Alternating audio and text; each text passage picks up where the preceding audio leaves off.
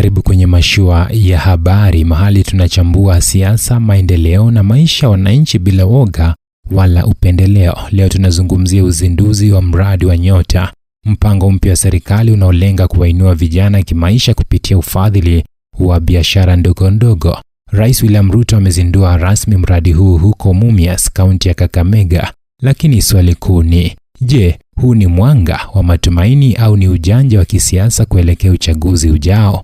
Mpenzi mtazamaji, kumbuka kusubscribe, pia kulike na kushare. Usisahau kuturn on notification ili upate habari hizi kwa mpigo kila tunapoposti.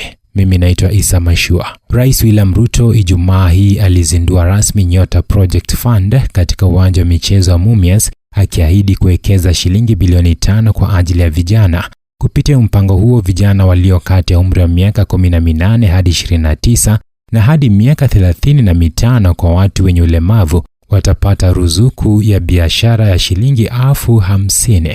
Kiasi cha kwanza cha shilingi 25,000 kinatolewa mara moja, huku nusu iliyosalia ikitolewa baada ya kuthibitishwa kuwa biashara imeanza na inaendelea vizuri. Akizungumza mbele ya mamia ya vijana waliokusanyika, Rais Ruto alisisitiza kuwa huu si mkopo bali ni mtaji wa kuanzisha biashara ndogo ndogo, na akatoa onyo kali kwa vijana na nanukuu, msipotoshwe na wanasiasa wanaokuja na ahadi za kura. Jiulizeni, atakapopata uongozi wewe utapata nini? Mwisho wa nukuu. Mradi wa Nyota unakusudia kufikia maelfu ya vijana kote nchini.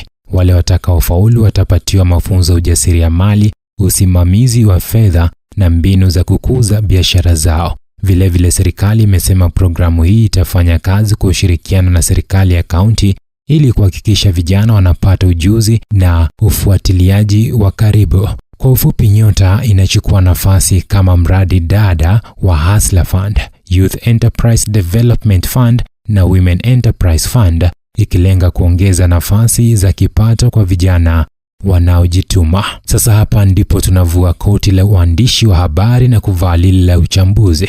Swali ni, je, mradi wa Nyota ni suluhisho halisi au ni ahadi nyingine ya kisiasa? Kwanza, bila shaka ni hatua chanya kuona serikali ikielekeza fedha kwa vijana. Kiasi cha bilioni 5 si kidogo, na kama zitaelekezwa ipasavyo zinaweza kubadili maisha ya maelfu. Lakini upande wa pili wa sarafu ni changamoto ya uwazi na ufuatiliaji. Miradi kama Youth Fund na Uwezo Fund imewahi kuanzishwa kwa nia njema, lakini baadaye zikazama kwenye bahari ya ufisadi na upendeleo wa kisiasa. Pili, shilingi 50,000 kwa kijana mmoja inaweza kuwa mwanzo mzuri, lakini je, ni mtaji wa kutosha kuendesha biashara endelevu? Bila ushauri na mtandao wa soko, fedha hizo zinaweza kumalizika haraka bila matokeo. Tatu, ujumbe wa Rais Ruto kwa vijana kuwa makini na wanasiasa una uzito, lakini kwa upande mwingine unafungua mjadala mpya. Je, vijana wanapaswa kuwa waangalifu tu kwa wanasiasa upinzani au hata wale walioko madarakani? Ni wazi serikali inajaribu kujenga urafiki mpya na vijana kuelekea uchaguzi wa mwaka 2027, na miradi kama hii ni silaha ya kisiasa yenye nguvu. Katika mitandao ya kijamii maoni yamegawanyika. Wengine wanasema huu ndio mwangaza waliokuwa wakingoja, nafasi ya kuanza biashara bila mikopo ya riba kubwa. Lakini wengine wanasema tumewahi kusikia ahadi kama hizi kabla. Wanaona Nyota Project kama wingu la matumaini linaloweza kutoweka baada ya kura kupigwa.